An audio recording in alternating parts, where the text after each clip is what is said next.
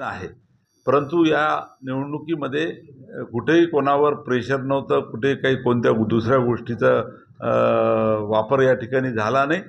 ही निवडणूक लोकशाहीमध्ये खरं तर सर्वांना अधिकार आहे.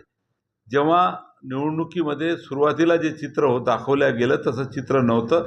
महायुती म्हणून आमच्याजवळ मोठं संख्याबळ होतं. आज राज्यामध्ये सत्ता आमची आहे.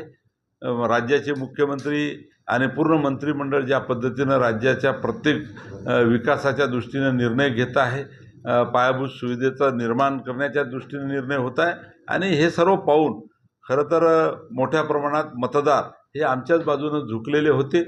आणि राज्यामध्ये जेव्हा आमचे मुख्य नेते सन्माननीय एकनाथरावजी शिंदेसाहेब हे मुख्यमंत्री असताना त्यांनी जे सर्वसामान्यांसाठी निर्णय घेतले, राज्याच्या कारभारामध्ये जवळपास 500 निर्णय घेऊन सर्व समाज घटकातल्या लोकांसाठी एक फार मोठं काम त्यांनी केलं. त्याच्यावरून शिवसेनेबद्दल आपुलकी, शिवसेनेबद्दल प्रेम आणि त्यामुळे शिवसेनेच्या उमेदवाराबद्दल सुद्धा प्रेम हे सर्व मतदारांचं होतं. ही निवडणूक मोठ्या फरकानं जर झाली असती तर आम्ही विजयी झालोच असतो आणि म्हणून हे त्यांना कळलं आहे आणि म्हणून कोणीही उमेदवार या निवडणुकीमध्ये टिकला नाही, उभं राहू शकला नाही हे माहीत होतं आणि म्हणून आता सांगायचं म्हणून सांगायचं, आरोप करायचे म्हणून करायचे, अशा पद्धतीची भूमिका त्यांची असेल.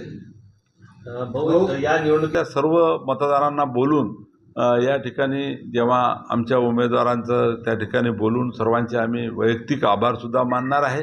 आणि बरेच महाविकास आघाडीतले लोक जरी तिकडे असेल तरी आम्हाला मदत करणारे होते, आम्हाला त्यांनी शब्द दिलेला आहे, त्यांनासुद्धा या मेळाव्यात आम्ही बोलू आणि त्यांचेसुद्धा आम्ही आभार मानू.